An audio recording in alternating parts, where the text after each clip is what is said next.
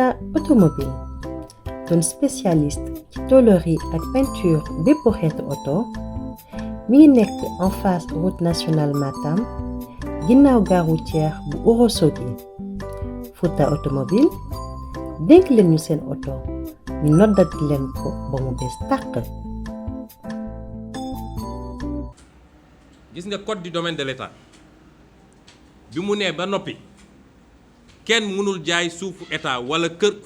terrain boo xam ne tabax nañ fa lu dul jaar na ci assemblée nationale. jamono pees bi ñu commencé gis ni am na ay abus mu am yu commencé rëcc par benn dañoo envoyé woon inspection générale d'État inspection générale d'État dem def benn rapport bi génn 1994 ñu ne désormais képp ku defati demande boo xam ne dafa porté ci suufu état rawatina boo xam ne ay bâtiment ñi ngi ci dañ ko tabax le directeur des domaines n'a même pas le droit de prendre cette demande waxuma la mu examiner ko de dañ ko ne amoo droit jël demande bi ca la ñu réglé woon problème boobu en vertu des dispositions de la loi 94 ba 2006 Macky Sall nekk premier ministre déglu leen bu baax ma wax leen de mu nekk premier ministre 2006 mu daal di jël benn circulaire baa ngi nii Macky Sall moo ko jël en 2006 lu mu wax ci circulaire bi nee na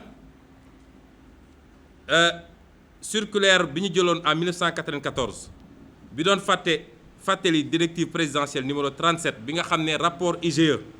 numéro 35/85 moo ne woon le rejet sans examen par la direction de l'enregistrement des domaines et du timbre des demandes de cession ou de bail portant sur des logements et bâtiments appartenant à l'État et qui pourraient lui être soumises mu tekki ne cette position de principe jugée trop rigide par qui? Par lui, jugée trop rigide qui ne correspond plus aux nécessités du moment et remplacée par les dispositions ci-après. Donc nee na position boobu dafa rigide léegi moom mooy jël responsabilité moom Macky Sall ne day remplacer loolu ne léegi les demandes de location ou d'achat de dépendance du domaine privé de l'État devront être examinées à la lumière de la situation particulière des demandeurs ainsi qu'au regard de leur intérêt pour la mise en œuvre d'une politique sociale ou d'une politique en faveur des plus démunis. Social ou plus démunis nga dem jël ñoo xam ne cas sociaux lañu nangu ko pour jox ko des gens qui sont déjà millionnaires ou milliardaires xam nga lii lay la woon waaye li gën a garaaw li tubaab naan la volonté du prince c'est substituer à la volonté populaire ab circulaire dafa mën a substituer wu à la loi circulaire dafa mën a substituer wu à la loi et depuis lors càcc gi am yépp ci suuf fii la jóge ci circulaire Macky Sall bi Macky Sall n'a jamais été sobre ni vertueux dans la gestion publique musul ne jouissance rek la xam ci bien public bi ci lii la ñu sukkandi woon pour këru SICAP yi nekk ville derrière Assemblée nationale ci lañ ko jaayoon des pontes du régime ñenn ñi sax jaayaat nañ ko ñu jaay leen ko ay njëg yu ñàkk solo ñoom ñu wëlbati ko jaay ko xaalis bu dul jeex ay centaines de millions lii moo ko andi lii moo jox sañ-sañ gars yi ba léegi ñu mën a tëju ak comico di jaay suuf soo xam ne loi nee na mënuñu koo jaay te demul assemblée nationale lii moo leen ko jox cette note illégale de Macky Sall